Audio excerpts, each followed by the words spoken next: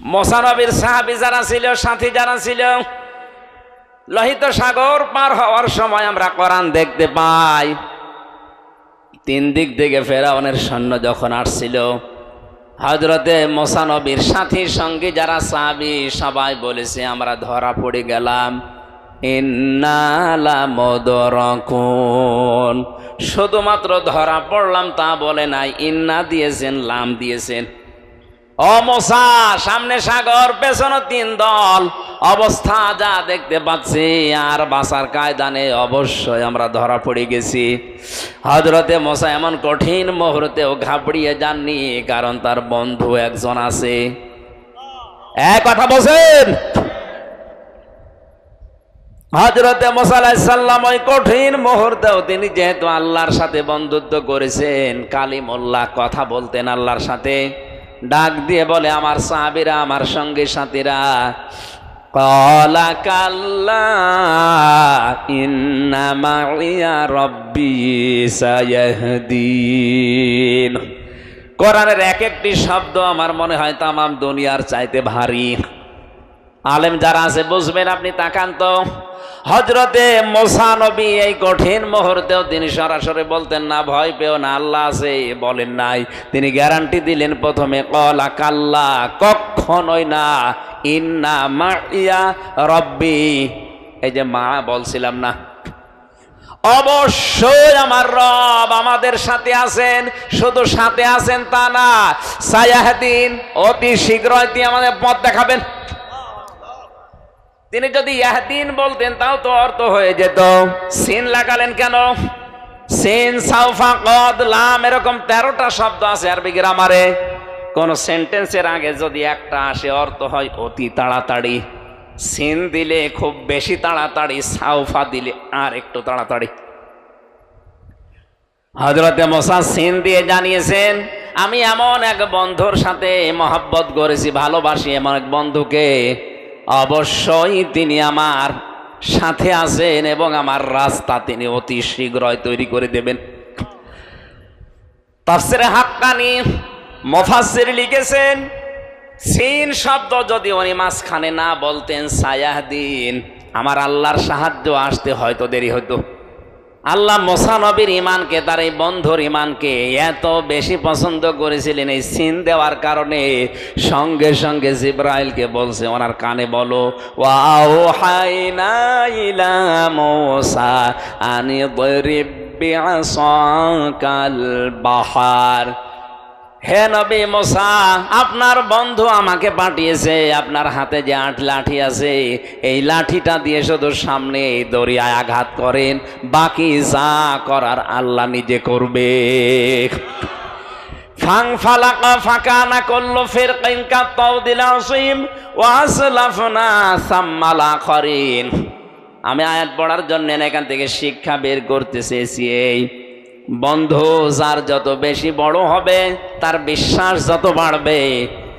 আমার আল্লাহর নবী জানতে চেয়েছিলেন, এই দুনিয়ায় আমি কাউকে বন্ধু হিসাবে নিতে চাইনি, যদি নিতে চাইতাম আবু বকরকে নিতাম, যে তোমার আসল বন্ধু আল্লাহ, এজন্য আমার আর কারো দরকার নেই। ও বাংলার মুসলমানেরা, যার তার সাথে মহব্বত করা, ভালোবাসা, মিল করে চলা, যার তার সাথে বন্ধুত্ব করা, এটা আহাম্মকের কাজ। আজকে থেকেই বাকি জীবন বন্ধুত্বের যে বিষয়টা, কারো সাথে সম্পর্ক করতে হলে আপনি যদি বিড়িখোর, সিগারেট খোর এর সাথে মেলামেশা করেন, কিছুদিন পরে দেখবেন আপনিও লাঠি টানতেছেন। এই কথা বলেন না কেন? বাবা খোর, ডাল খোরের সাথে মিল করেন, না আমি খাই না, আপনি খাবেন না মানে বাধ্য করবে।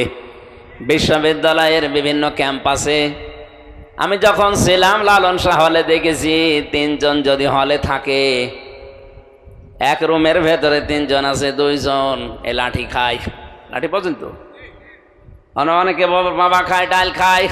একজন যদি বলে না আমি ওর ভেতরে নেই, ওই সাথে থাকতে থাকতে বাধ্য করে একদিন বলে, আর কি মাথা নিচু করে মন খারাপ করে বসে আছো, এই যে টান দাও, এক টানে সব চিন্তা দূর হয়ে যাবে। প্রথম এক টান দেয়, আস্তে আস্তে করে দেখা যাচ্ছে ও বিড়ি সিগারেট খোর হয়ে যায়। কথা বলেন ঠিক কিনা? এতক্ষণ পর্যন্ত আলোচনার সামারাইজ করে এইটাই বের করতে পেরেছি, যার তার সাথে আমরা আজকে থেকে আর বন্ধুত্ব। এক কথা বলুন, এটা শুধু দুনিয়ার বিষয় হলে আমি বলতাম না, এটা আখিরাতের সাথে সম্পর্কিত। যার সাথে মহব্বত, ভালোবাসা, বন্ধুত্ব হবে কিয়ামতে, কিন্তু তার সাথে আপনি উঠবেন। আল্লাহ জানে ইন্নামা শব্দ দিয়ে আয়াত শুরু করলেন, কেবলমাত্র শুধুমাত্র তোমাদের বন্ধু আমি আল্লাহ।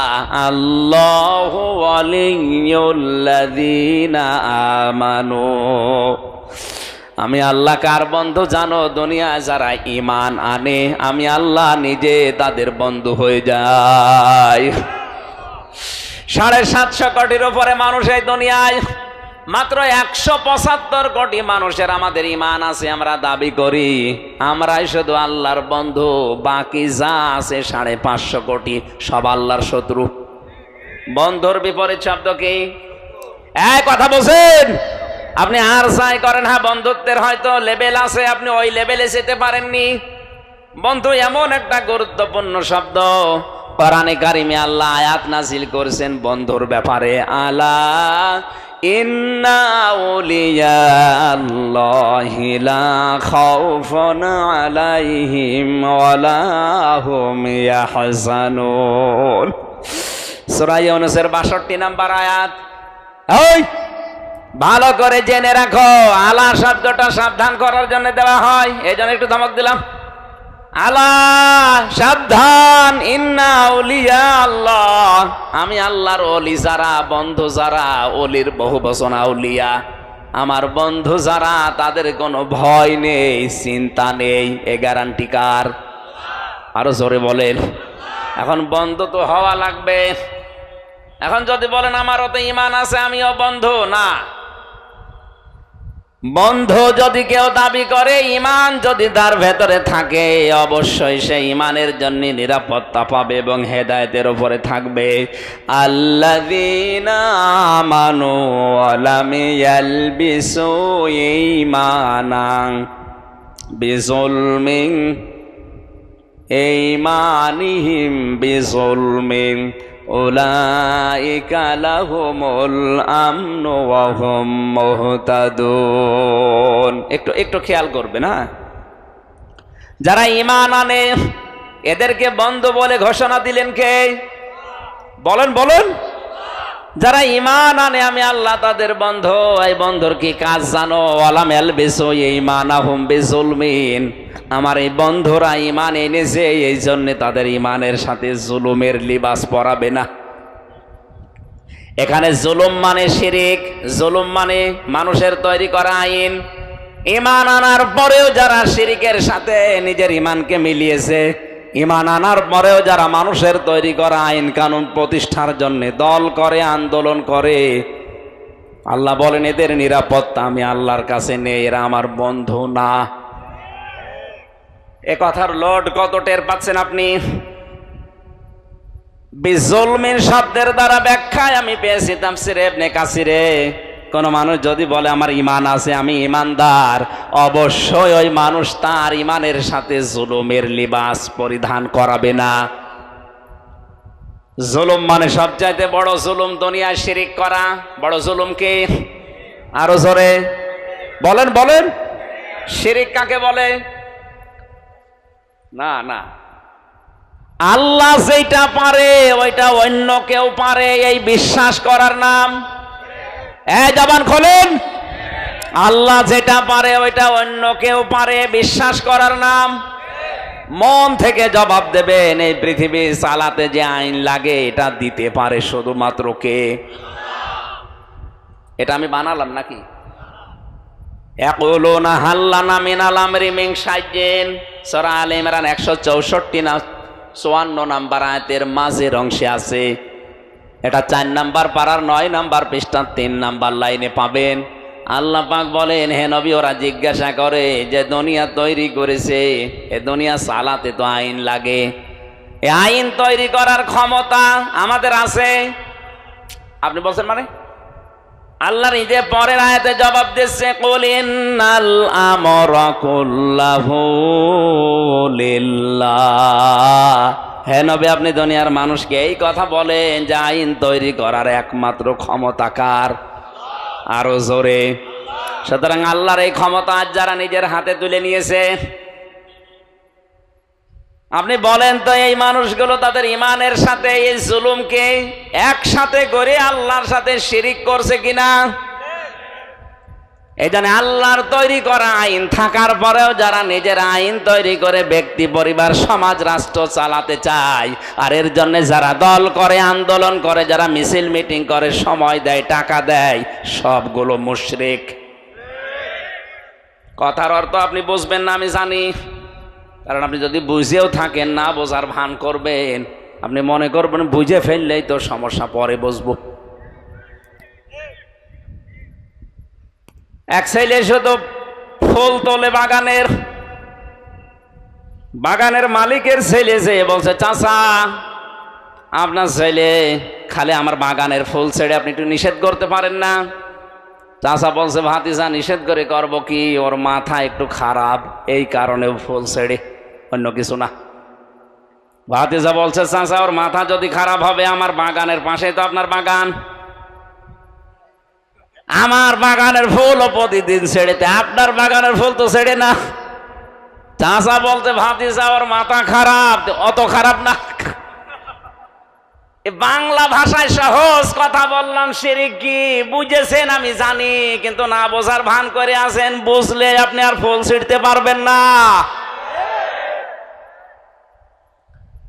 আমি আবার রিপিট করছি, ঈমান আনলে আপনি আল্লাহর বন্ধু। বন্ধু হতে হলে ঈমানের সাথে কোনোদিন আপনি শিরিকের, জুলুমের, মানুষের তৈরি করা আইনকে লেবাস পরাতে পারবেন না। তাহলে আল্লাহর পক্ষ থেকে আপনি নিরাপত্তার বাইরে চলে যাবেন। পরের শব্দ এইটা, উলাইকা লাহুমুল আমন, যারা তাদের ঈমানের সাথে এই লেবাস পরাবে না শিরিকের, জুলুমের, কুফরের, মানুষের তৈরি করা আইনের, এই মানুষগুলোকে আমি আল্লাহ বলছি এরা নিরাপত্তা পেয়ে গেছে এবং এরাই হেদায়েত প্রাপ্ত। জোরে বলেন সুবহানাল্লাহ। এই জন্য বন্ধুর অনেক বড় দায়িত্ব আছে। আল্লাহ যেহেতু আমাদের বন্ধু, এজন্য আল্লাহর দায়িত্ব আমাদের ওপরে কি, আর আমরা যেহেতু আল্লাহর বন্ধুত্ব এখন স্বীকার করব, আমাদেরও দায়িত্ব আছে না নেই? আমি কি বোঝাতে পারছি কথা? আল্লাহ যদি আমার বন্ধু হয়, আল্লাহর দায়িত্ব কি বলেন তো? না, সূরা বাকারা 3 নম্বর পারা 2 নম্বর পৃষ্ঠার 1ম নাম্বার লাইনের 257 নম্বর আয়াত এটা। আল্লাহ বলেন, ঈমান যারা আনে আমি আল্লাহ তাদের বন্ধু হয়ে যাই। আমি যদি কারো সাথে বন্ধুত্ব করি, আমার একটা দায়িত্ব পড়ে যায়, কি জানো?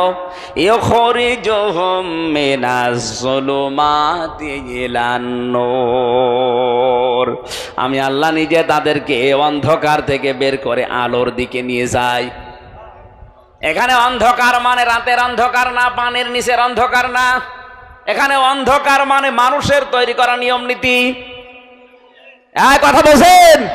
তামাম দুনিয়া যারা চালাচ্ছে আজ মানুষের নিয়ম নীতি দিয়ে, এই জন্য 24 ঘন্টা তামাম দুনিয়া আতঙ্কে আছে। জেলখানার উপরে লেখা আছে এটা সংশোধনাগার। কে বলেছে সংশোধনাগার? একদিন জেলার যে দেখি বলছে একজনকে, আরে বেটা গাঁজা খাওয়ার জন্যই তোরে পুলিশে ধরে এই জেলে দিয়েছে, আর গাঁজার গাছ লাগিয়েছে জেলের ভেতরে। এই যে গাজীপুরের কাশিমপুরের 4 নম্বর কারাগার, আমি নিজে সাক্ষী। জেলার এসে দেখে একদিন চাচামেচি করছে, কি হয়েছে স্যার? বলছে এই বেটারে গাঁজা খাওয়ার জন্য পুলিশে ধরে দিয়েছে জেলে, আরো গাঁজার গাছ লাগিয়েছে। সংশোধন ভাবে মানুষ হয় না, সম্ভাবনা ব্রিটিশের তৈরি করা এই নিয়ম নীতি দিয়ে আজ আমরা 53 বছর স্বাধীন হওয়ার পরও ওইটাই চালাচ্ছি। কেন? সংশোধন করার জন্য কোরআনে আল্লাহ যে নিয়ম নীতি দিয়েছে ওইটা ফলো করা যাচ্ছে না। ওখানে ভেতরে কাজ করলে তারে 9 মাসে বছর করে দেয়, কারো 8 মাসে বছর করে দেয়। আমার মনে হয় এই নিয়ম নীতিটা থাকার পাশাপাশি যদি এইটা করে দিত সরকার, আইন সংশোধন করে জেল কোডে যারা ফাঁসির আসামি, যারা যাবজ্জীবন 30 বছর জেল খাটা লাগবে, সেখানে 22 বছর থাকলে মাফ হয়ে যায় 8 বছর। ওরা যদি বলে দেওয়া যেত যে কোরআন যদি শিখতে পারো, মুখস্থ করতে পারো, বুঝতে পারো, তাহলে তোমার প্রতি পাড়ায় পাড়ায় 1 বছর করে মাফ। কয়েকদিন আগে একজন আলেম জেল থেকে বের হয়েছে, মাওলানা মাহমুদুল হাসান। ওর 17 পারা মুখস্থ ছিল, বাকিটায় 3 বছরে। বয়স আমার চাইতেও বড়, আমার 33 ওনার 40। এই বয়সে পড়া কোরআন মুখস্থ করে বের হয়েছে। তাও তোমার 24 ঘন্টা তালা মেরে রাখতো, এই জন্য চিন্তা ঝামেলায় ছিল। আর যাদের সব সময় ছাড়া থাকে ভেতরে, ওদেরকে যদি এই অফার দিত, আমার মনে হয় কোরআন মানুষদেরকে এমনি সংশোধন করে ফেলতো। ভেতরে যাওয়ার পরে অনেকের রাগ আরো বৃদ্ধি হয়, বাইরে এসে ওই রাগ খাটায়, তখন আরো মার্ডার করে। এজন্য সংশোধন ওইভাবে হয় না। বাস্তবতা আমরা যেদিকে নিয়ে যাচ্ছি, আল্লাহ পাক যেহেতু আমাদের বন্ধু, উনি আমাদের সাথে বন্ধুত্ব করতে চান। ওনার দায়িত্ব আমাদের মানুষের তৈরি করা নিয়ম নীতির এই অন্ধকার থেকে বের করে আল্লাহর নিয়ম নীতি আলোর দিকে উনি নিয়ে আসতে চায়। সিস্টেম অপর পৃষ্ঠায় দেখুন, আল্লাহ পাক বলেন, আমি আল্লাহ যদি কারো বন্ধু না হয়ে শয়তান যদি কারো বন্ধু হয়, কি করবে জানো? আল্লাযীনা কাফারু, এরপরে কি? হ্যাঁ, আউলিয়াউহুমুত তাগুতু ইখরিজুনাহুম মিনান নূরি ইলাজ যুলুমাত। আল্লাহ পাক বলেন, শয়তান যদি কারো বন্ধু হয়ে যায়, এই তাগুত কারো বন্ধু হলে তারও দায়িত্ব আছে। সে কি করে জানো? আলোর পথ থেকে বের করে অন্ধকারের দিকে নিয়ে যায়। এখানে আলো আল্লাহ 1 বচন দিয়েছেন, আর জুলুমাত বহু বচন দিয়েছেন। এজন্য অন্ধকারের পথ হাজারো, শিরিকের পথ অন্ধকারের পথ, কুফরের পথ অন্ধকারের পথ, বেদাতের পথ অন্ধকারের পথ, জুলুমের পথ অন্ধকারের পথ। এক কথা বুঝতেছেন? মানুষের তৈরি করা আইন এগুলো অন্ধকারের পথ। শয়তান মানুষদেরকে আল্লাহর ইসলাম থেকে বের করে করে ওই সমস্ত জুলুম, শিরিক, কুফর, বেদাতের দিকে নিয়ে যায়। এটা তার বন্ধুত্বের দাবি। এজন্য আমাদের উচিত হচ্ছে, আমরা যদি আল্লাহর সাথে বন্ধুত্ব করি, আল্লাহ পাক যদি আমাদেরকে এই নিয়ম নীতি অন্ধকার থেকে বের করে ইসলামের দিকে, আলোর দিকে নিয়ে আসে, তাহলে বুঝবেন আপনি আল্লাহর বন্ধু হয়েছেন। এবার আসেন শর্তে। কোন মানুষ যদি আল্লাহর বন্ধুত্বের দাবি করে, তাকে 4টা শর্ত দুনিয়ায় পূরণ করা লাগবে। কয়টা? আরো জোরে। 1 নম্বরে, আল্লাহ যে চিঠি পাঠিয়েছেন বন্ধুত্ব করার জন্য, চিঠি তারে পড়া লাগবে। রমজান কোরআন নাজিলের মাস, এই চিঠি পাওয়ার মাস। আজকে থেকে সিদ্ধান্ত নিয়ে বাড়ি যাবেন, যতদিন আমি এই চিঠি শুদ্ধ করে না পড়তে পারবো, ততদিন আমার কোনো দম নেই। এক কথা বুঝতেছেন?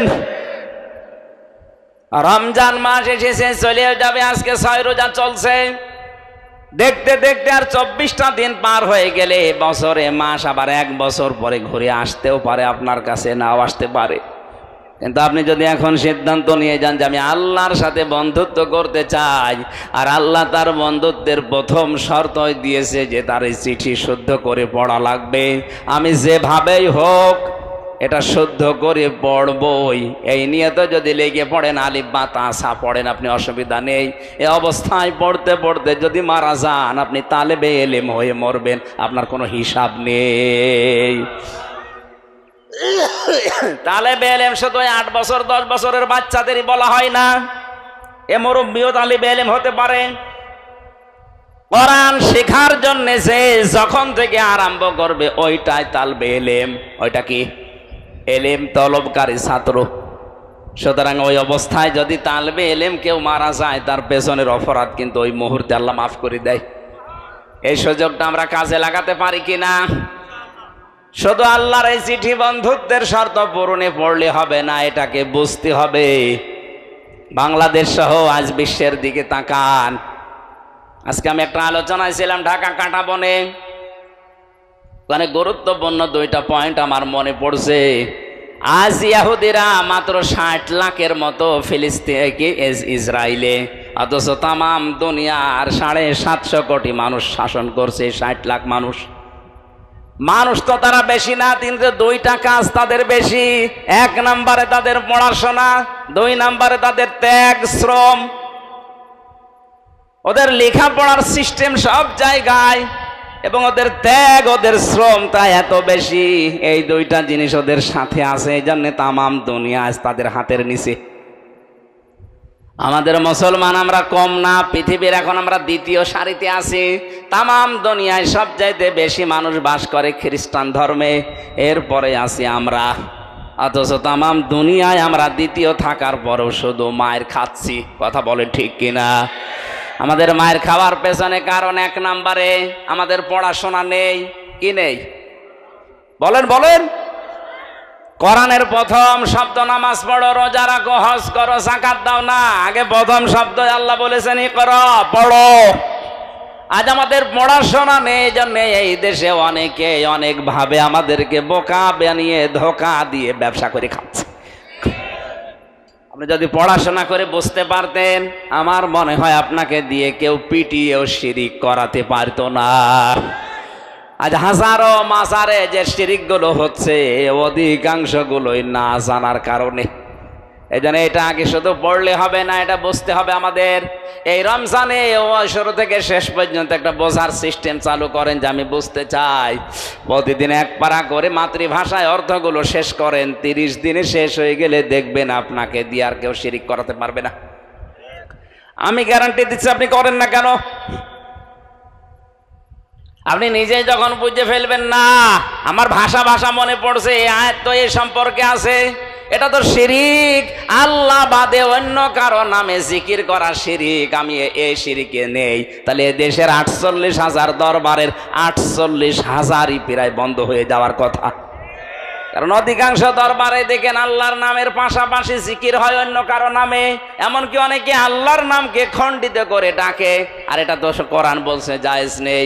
আলিল্লাহিল আসমাউল হুসনা ফাদউহু বিহা ওয়া যারুল্লাযিনা ইলহিদুনা ফি আসমাই।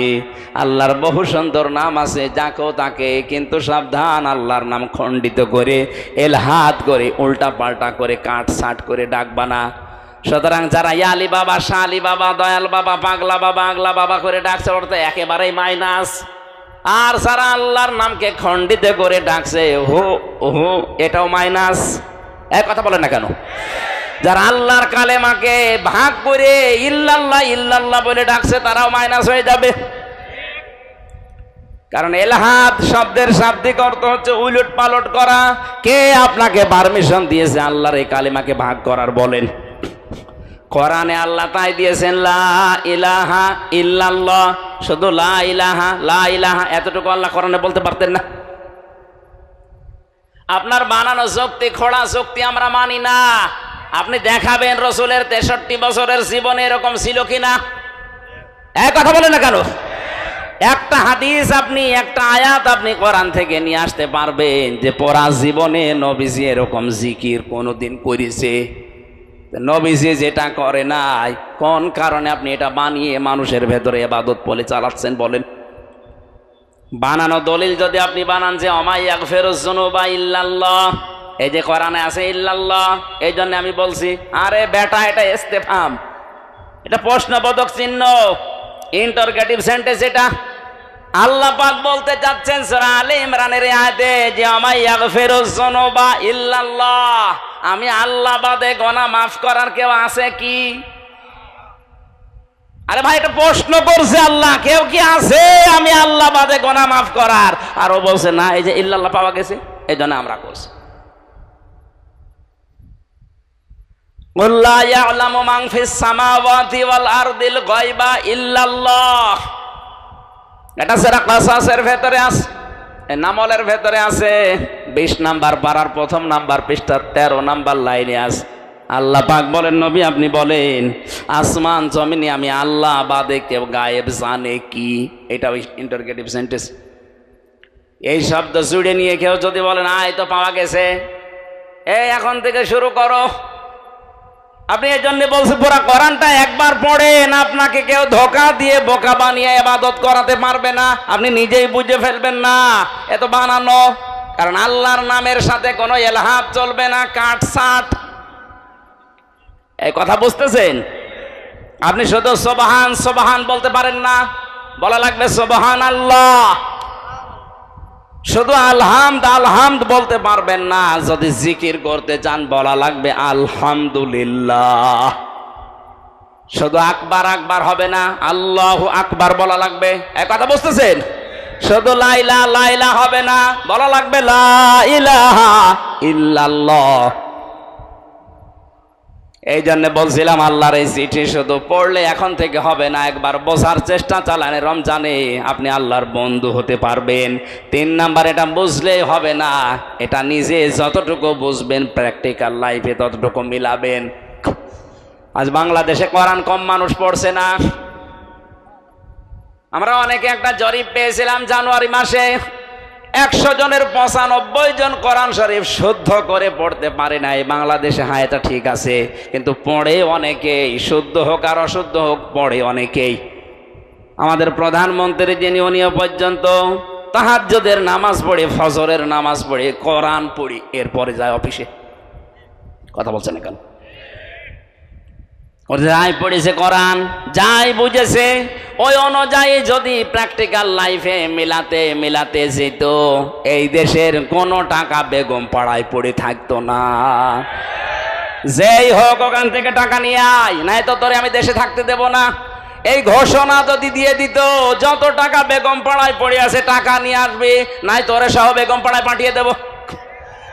টাকাগুলো আসলে এই দেশের হাজার হাজার মানুষের কর্মসংস্থান তৈরি হতো। কথা বলছেন না কেন? এটা আমাদের প্র্যাকটিক্যাল লাইফে আজ সেট নেই, এই জন্য আমরা হতাশায় আছি। 4 নাম্বারটা একটু ঝামেলা, এই জন্য এটা আমি বাদ দিয়ে দিলাম। হ্যাঁ বলেন, বলে আমি মায়ের খাই না, আমি ওর ভেতরে নেই। 4 নাম্বারটা কঠিন, এই যে হুজুরের কাছে শুনে নেবেন পরে।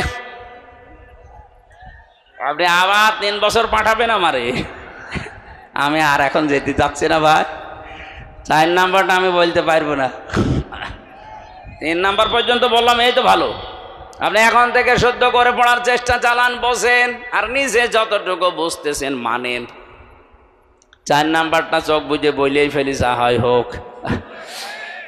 আল্লাহর নবী বলেন, আল্লাহকে যদি বন্ধু হিসাবে পেতে চাও, তুমি যতটুকু জানো ওটা যেন অন্য কেউ মানে, এই পরিবেশ তৈরি করে দাও। এটা যে যেখানে আছে তার দায়িত্ব থাকবে ওই রকম। আপনি শুধু নিজে মানবেন হবে না, আপনি যেন মানুষ মানতে পারে সেই পরিবেশ করে দেবেন। বাংলার 18 কোটি মানুষ মানতে পারে এই পরিবেশ একজন তৈরি করে দিতে পারে, তিনি আমাদের। কথা বলেন না কেন? এই জন্য আল্লাহ ওনার নামে একটা আলাদা আয়াত দিয়েছেন। এখন যদি বলেন হাসিনা নামে কোন আয়াত বলেন? আছে কি? আমি কি বানানে বলছি, বানিয়ে বলছি?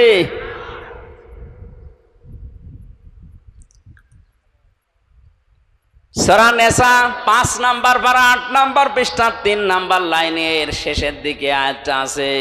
আমাদের প্রধানমন্ত্রীর নামই আল্লাহ ধরেছে, আমি ধরতে পারলাম না।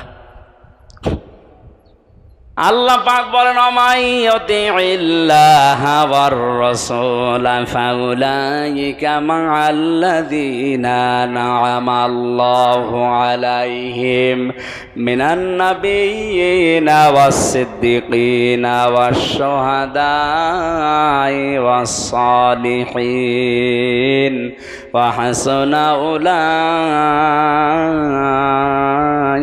রাফীকা। আল্লাহ ওনার নামে একটা আয়াত দিয়েছেন, সূরা হাজর 41 নাম্বার আয়াত। আল্লাযীনা ইম্মাক্কান্নাহুম ফিল আরদি আকামুস সালাতা ওয়া আতাবুজ যাকাহ ইলা আখিরি আয়াত।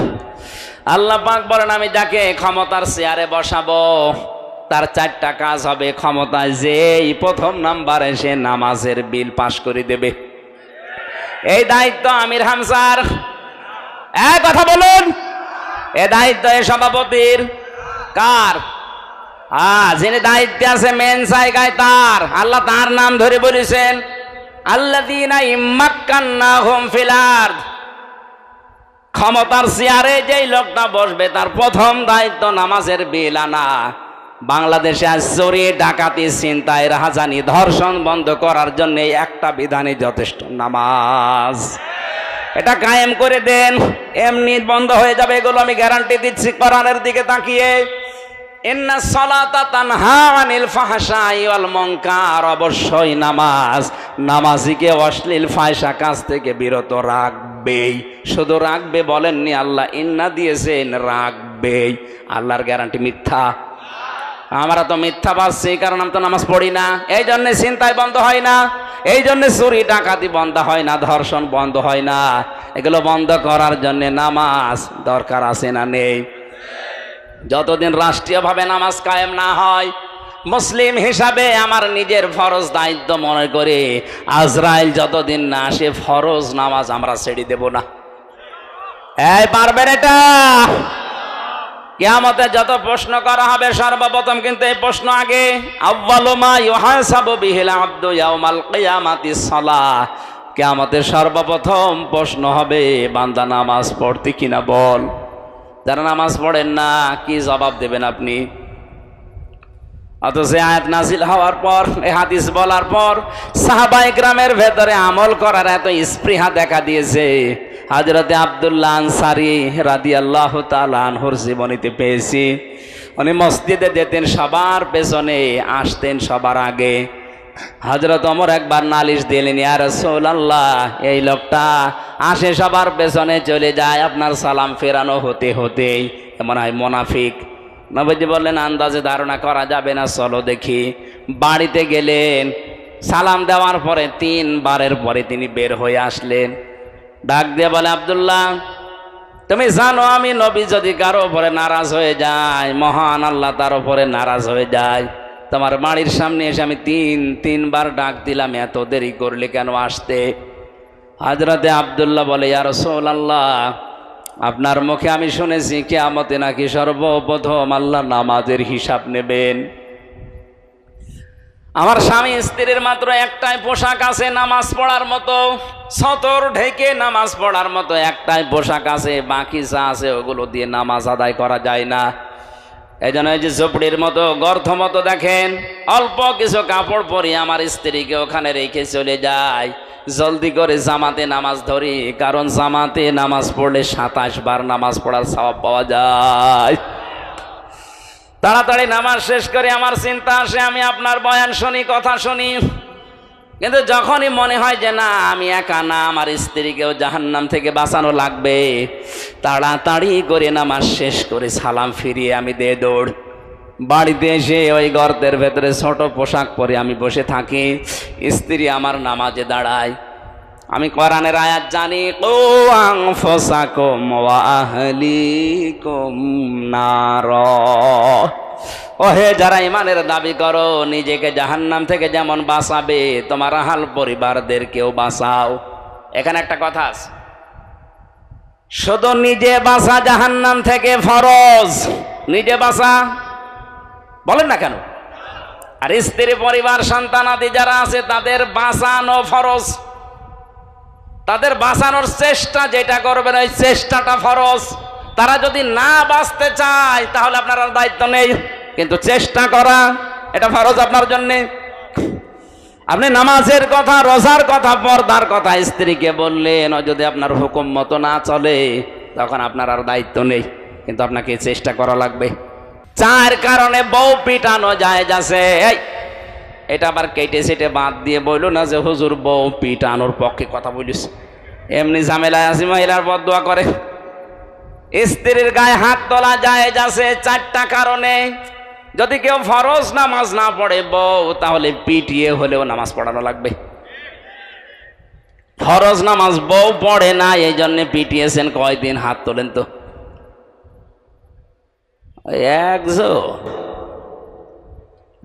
তারপরে একটা ইমানদার আছে, ওইটা কে গো? এটা দাঁড়ান তো দেখি, আপনার বউ আছে এখানে? ঠিক আছে, না না আসলেও তো বোঝে নাই। আমি কয় কারণে স্ত্রীর গায়ে হাত তোলা জায়েজ বললাম? বলেন বলেন। এক নম্বরে ফরজ নামাজ পড়তে যদি না চাই মারবেন, ফরজ রোজা যদি রাখতে না চাই মারবেন, ফরজ পর্দা যেটা আছে এটা যদি করতে না চাই মারবেন, আর স্বামীর জায়েজ হুকুম যেটা ফরজ মেনে নেওয়া।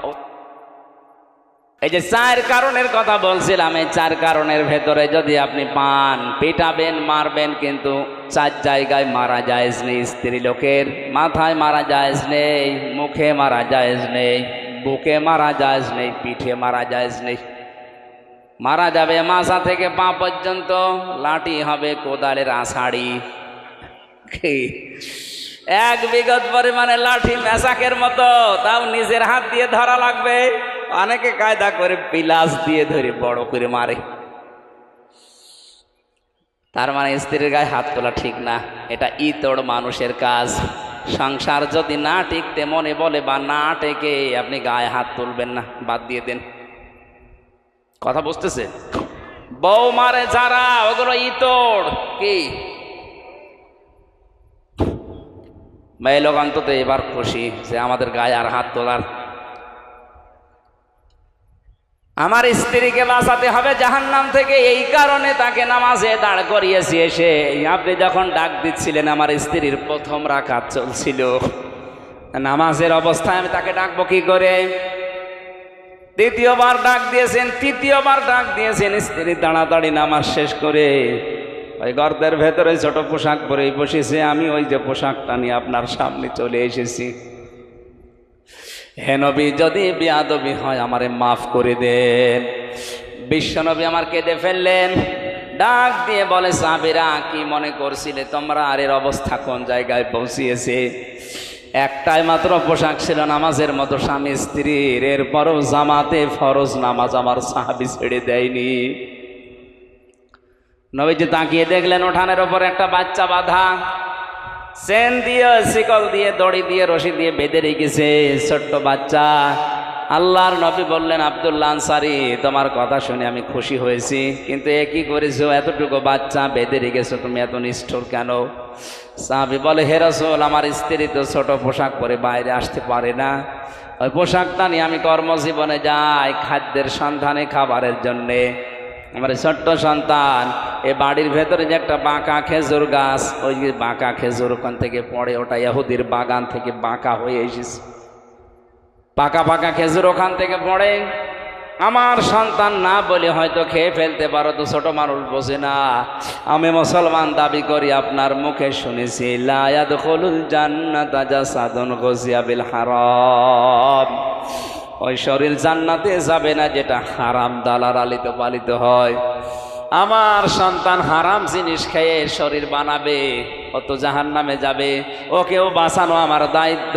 এই জন্যে কষ্ট হলেও যতক্ষণ বাইরে থাকি ওরে শিকল দিয়ে বেঁধে রাখি।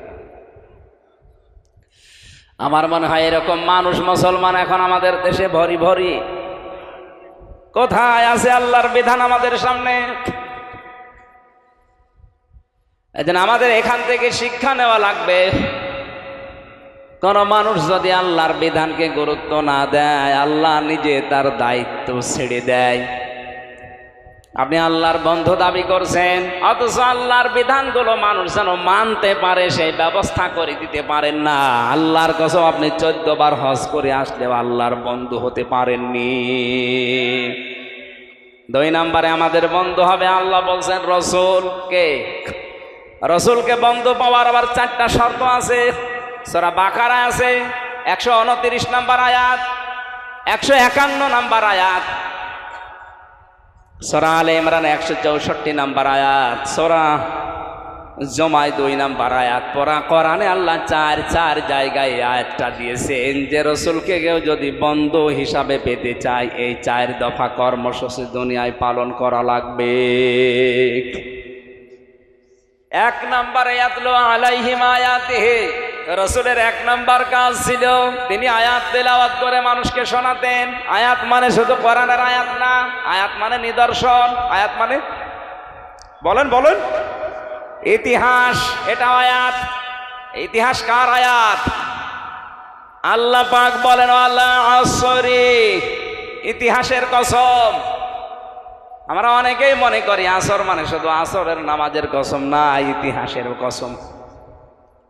কারণ ইতিহাস গোপন সাক্ষী, নীরব সাক্ষী হয়ে আছে। অনেক জালেমের ইতিহাস হয়তো জুলুমের সময় লেখা হয়নি, কিন্তু জালেম বিদায় নেওয়ার পরে জুলুমের ইতিহাস লেখা হয়েছে।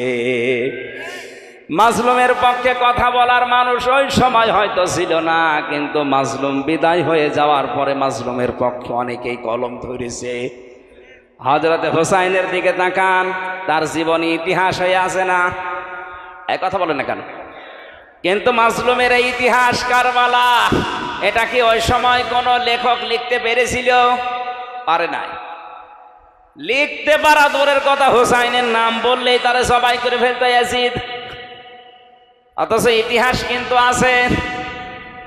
আজ ইতিহাস কারবালা আমরা পড়লেই দেখি ইয়াজিদকে ঘৃণিত নন্দিত করে ফেলেছে, আর হুসাইন মাজলুম ছিল, তাকে আমার আল্লাহ বিজিত নন্দিত করে দিয়েছে। ইয়াজিদটা এখন গালি হয়ে গেছে, কেউ ইয়াজিদ আর নাম রাখে? বলেন বলেন, এখানে একটা মানুষের নাম ইয়াজিদ আছে? নেই। ইয়াজিদটা এখন গালি।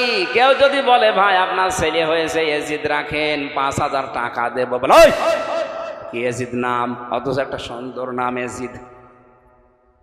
ওই দেশের কেন্দ্রীয় মসজিদেরও খতিব ছিল, অথচ নামটা আল্লাহ ঘৃণিত করে দিয়েছে জালেম হওয়ার কারণে। এটা আসে ইতিহাসে? কোথায়? কোরআনে আছে? হ্যাঁ, নেই। ইতিহাসে আছে। কোথায় আছে? এই জন্য ইতিহাস স্মরণ করিয়ে দেওয়ার সিস্টেম এটা, নবীদের সিস্টেম, রাসূলদের সিস্টেম। আজ যারা নবীওয়ালা কাজ করছেন, কই আপনাকে তো আমি ইতিহাসের শিক্ষা নিয়ে দাওয়াত দিতে দেখি না। ইতিহাসের শিক্ষা নিয়ে দাওয়াত দিলেই তো সমস্যা হয়ে যাচ্ছে। আমরাও তো ইতিহাসগুলো স্মরণ করিয়ে দেখায় যে জালেম হলে কিন্তু এই অবস্থা হয়। যে জালেম ছিল আবু জেহেলের বাড়ি এখন ইন্টারন্যাশনাল পায়খানা বানিয়ে দিয়েছে আল্লাহ। আপনার নাম যতই সুন্দর হোক, যদি জুলুম করে যান, হয়তো ইতিহাস এখন কেউ লিখছে না, লিখবে একদিন। সেদিন আপনার বাড়িকে আল্লাহ ইন্টারন্যাশনাল পায়খানা বানিয়ে দিতে পারে। ইয়াজিদের নাম যদি না রাখে, আপনার নাম রাখবে না কেউ। ওটা নামকে আল্লাহ ঘৃণিত বানিয়ে দেবে, গালি বানিয়ে দেবে। ইতিহাস থেকে শিক্ষা নেওয়া দরকার আমাদের। আমি এখন বিস্তারিত বলতে পারছি না, সময়গুলো সংক্ষেপ করে আমি সামারাইজ করে ফেলছি। এই আয়াতগুলো 4টা আয়াত বললাম, আপনি বাড়িতে যে একটু বাংলাটা দেখে নিন তাফসির সহ। 3 নম্বরে তোমাদের বন্ধু হবে ইমানদার। বাংলাদেশে ইমানদার ওইটা যার ভেতরে 3টা গুণ পাওয়া যাবে। আল্লাযীনা ইউকিমুনাস সালাতা, যারা নামাজকে দাঁড় করানোর জন্য চেষ্টা চালায়। ওয়ায়ুতুনা যাকাতা, সম্পদ থাকলে যাকাত দেয়। কিসের? আপনার শরীরটাও তো সম্পদ। এ সম্পদের যাকাত আছে না নেই? বলেন বলেন। আল্লাহর নবী বলেন, এ পৃথিবীর প্রতিটি জিনিসের যাকাত আছে। শরীরের যাকাত হচ্ছে রোজা রাখা। এই রমজান রোজা রাখার জন্য আল্লাহ দিয়েছে। হাতির মতো শরীর নিয়ে রোজা রাখেন আর বলে হুজুর আমার গ্যাস। গ্যাস মানে রোজা রাখলে গ্যাস আর ভালো হয়। ফামান শাহিদা মিনকুমুশ শাহরা ফালিয়াসুমহু, দুনিয়ায় কেউ যদি রোজার মাস পায়, আল্লাহ পাক বলেন সে যেন অবশ্যই রোজা রাখে। এ নির্দেশ কার? সুতরাং যারা রোজা রেখেছেন আলহামদুলিল্লাহ, যারা রাখতে পারেন না আজকে থেকে শুরু করবেন। কারণ রমজানের একটা রোজা তামাম দুনিয়া সারা বছর রোজা করলেও পূরণ হবে না। প্রতিটি জিনিসের যাকাত হিসাব করে যারা দেয়, সম্পদের যাকাত এই যে এখন শুরু করছে অনেকে। এমন এমন চালাক মানুষও আছে, 7.5 ভরি সোনা হলে যাকাত দেওয়া লাগে। এই জন্যে 7 ভরি কিনে আর হাফ ভরি কিনে না, বলে দরকার নেই। অন্যান্য সম্পদ আবার আলাদা আলাদা কিনে রেখেছে, 7 ভরি পর্যন্ত শেষ, 7.5 ভরি আমি জীবনও করব না। অথচ যাকাতের যে সিস্টেমগুলো আছে, আপনার ব্যবসায়িক মাল, আপনার পরিবারের যে মাল আছে, ব্যাংকে যে টাকা পড়ে আছে, শুধু ব্যবহারিক জিনিসপত্র বাদ দিয়ে 1 বছরে খাইয়ে দে যদি 75,000 টাকার উপরে কারো কাছে টাকা থাকে, তার 100 টাকায় 2.5 টাকা যাকাত দেওয়া। কি? যারা এই যাকাত দেবে তারা হবে ইমানদারের বন্ধু। আর যাকাত আছে, জরিমানা মনে করে অনেকে যাকাতকে। অহুম রাকিউন, যারা রুকুকারীদের সাথে রুকু করে, তার মানে আল্লাহর বিধানকে সমাজে প্রতিষ্ঠা করার জন্য যারা ঐক্যবদ্ধ হয়। রুকু মানে শুধু মাথা নত করা না, আল্লাহর বিধানকে রূপ দেওয়ার জন্য যারা ঐক্যবদ্ধ হচ্ছে এরাই রুকুকারী। এই তিনটা গুণ যাদের ভেতরে আছে এই মানুষগুলো হচ্ছে ঈমানদার। আর এদের সাথে বন্ধুত্ব করার নির্দেশ কার? এই আয়াতটা মেনে চলার তৌফিক আল্লাহ তুমি আমাদের দান করো, বলেন আমিন। সম্মানিত মা বোন যারা এসেছে, বিশ্বনবী মুহাম্মদুর রাসূলুল্লাহ আপনাদেরকে মেরাজের রাত্রে জাহান্নামে দেখেছেন দুইটা কারণে। এক নম্বরে ওরা কথা লাগালাগি করে, তালাতালি করে বেশি, এর কথা ওর কাছে লাগিয়ে সম্পর্ক নষ্ট করে দেয়। আর দুই নম্বরে স্বামীর নাফরমানি করে, সারা জীবন ঠিক আছে, হঠাৎ একটা জিনিস কম হলে খোঁটা দেয়। এরকম বউ আছে কার? হাত তোলেন তো। যাকে একজন, আমার এই ওয়াজ করার দরকার নেই। সম্মানিত মা বোনেরা, আমি আশা করছি আমার এই ছোট্ট কথায় আপনি বুঝতে পেরেছেন জাহান্নামে যাওয়ার কারণ কি। এখন থেকে তালাতালি করার অভ্যাস বাদ দেবেন। দুনিয়া একদিকে যাক, আপনি তালাতালি করবেনও না, এ গীবত কারো কাছে শুনবেনও না। যেখানে গীবত শুরু হবে আস্তে করে উঠে চলে যাবেন। আর গীবত তো করাই যাবে না। দুই নম্বরে স্বামীর নাফরমানি না। আপনার স্বামী তো আর ফেরাউন না, এত বড় জানোয়ার মার্কা স্বামী দুনিয়ায় কারণে, তারপরও আসিয়া কোনোদিন স্বামীর নামে বরদোয়া দেয়নি। এই জন্য আল্লাহ নিজে তার জন্য জান্নাতে ঘর বানিয়েছে। আর আপনার স্বামী এত সুন্দর স্বামী পেয়েছে, এরপরও সারা জীবন মাথার ঘাম পায়ে ফেলে লোকটা চেষ্টা চালাচ্ছে সুখে রাখার জন্যে। একটা শাড়ি কম হলে বাবা মা তুলে গালি দেয় আর বলে তোর ঘরে এসে জীবনে কিচ্ছু পেলাম না, তোর আমল লাখ লাখ নামাজ রোজা পর্দা সব শেষ। আল্লাহ মেয়েদের হেফাজত করো, বলেন আমিন। একজন মহিলাকে আল্লাহ নিজে সালাম দিয়েছেন জীবিত অবস্থায়, যার নাম খাদিজা। এ স্বামী ভক্তির কারণে আল্লাহ মেয়েদেরকে খাদিজা আসিয়ার মতো হওয়ার তৌফিক দাও, আমিন। এটা একটা মাদ্রাসা মনে হয় না? ছেলে মেয়েদেরকে আগে এখানে নুরানিতে 3 বছর পড়াবেন, এরপরে ডাক্তার, ইঞ্জিনিয়ার, বৈজ্ঞানিক, এসি ডেসি যা বানাবেন, কোনো অসুবিধা নেই। আগে এখানে 3 বছর পড়িয়ে নেন, তাহলে ওই ছেলে কোনোদিন নেশাখোর হবে না, বাপ মাকে বৃদ্ধাশ্রমে রেখে আসবে না, আর জীবনে ও দুর্নীতিতে জড়াবে না। আমি গ্যারান্টি দিয়ে গেলাম আপনাকে। আপনি 3 বছর আগে পড়িয়ে নেন, এরপরে যেখানে দেবেন দেন। আল্লাহুম্মা আমিন। রব্বানা যালামনা আনফুসানা ওয়া ইল্লাম তাগফির লানা ওয়া তারহামনা লানাকুনান্না মিনাল খাসিরিন। রব্বুল আলামিন, গাজীপুর কালিয়াকর এই গ্রামের দিকে তুমি তাকাও। হাজার হাজার বান্দা বান্দি দিনের বেলায় রমজানুল মোবারকে আসরের কবলে হাজারো কাজ বাদ দিয়ে কোরআন শোনার জন্য চাতক পাখির মতো এরা বসে আছে। এত আগ্রহ যাদের ভেতরে, আল্লাহ ওমরের মতো হেদায়েত দিয়ে দাও।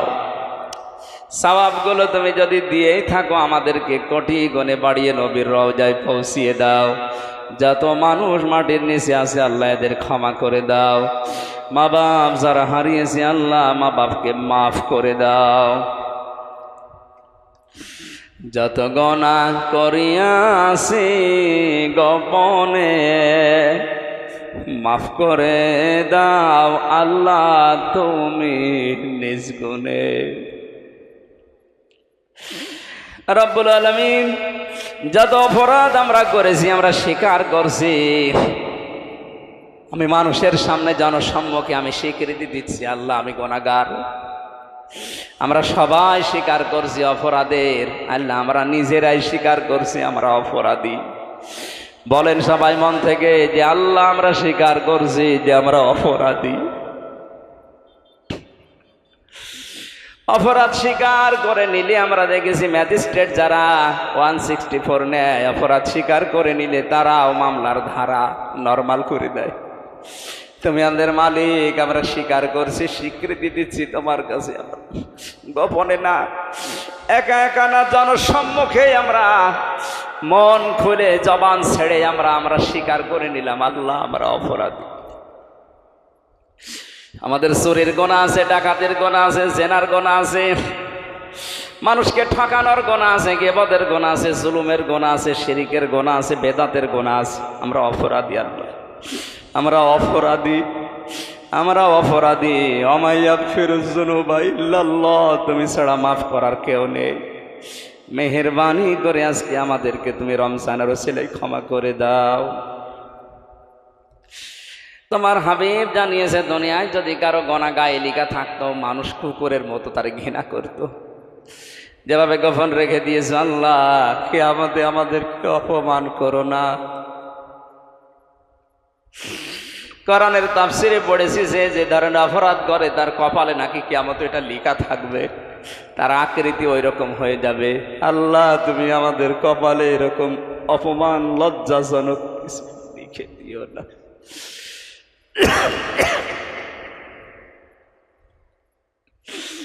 তুমি যদি মাফ না করো বান্দাকে, বলো তোমার বান্দা যাবে কার কাছে? এ মাহফিলের আয়োজন যারা করেছে, শোনার জন্য যারা এসেছে, নারী পুরুষকে কবুল করে নাও। রমজানুল মোবারকে একটা টাকা দিলে 70 টাকার সওয়াব পাওয়া যায়। যে যেভাবে এগিয়ে এসেছে আল্লাহ তাদের দানকে ওইভাবে কবুল করে নাও। বাকি রোজাগুলো হক আদায় করে করার তৌফিক দাও। সন্তানাদি যাদের দিয়েছো তাদেরকে তুমি মানুষের মতো মানুষ বানাও। স্ত্রী স্বামীর ভেতরে মহব্বত পয়দা করে দাও। বাকি জীবনটা আমাদেরকে শিরিক বেদাত মুক্ত হয়ে ইমানের উপরে টিকে থাকার মতো পরিবেশ তৈরি করে দাও। আমার কণ্ঠটা আল্লাহ তুমি আগের মতো আবার ফিরিয়ে দাও। আমার জ্ঞান বাড়িয়ে দাও। সহজ সরল ভাষায় তোমার বান্দাদের কোরআনে কারিম হাদিস বোঝাতে পারি সেই তৌফিক আমাকে ভিক্ষা দাও। যখনই মরণ আসবে যেন একবার হলেও আমরা পড়ি লা ইলাহা ইল্লাল্লাহু মুহাম্মাদুর রাসূলুল্লাহ।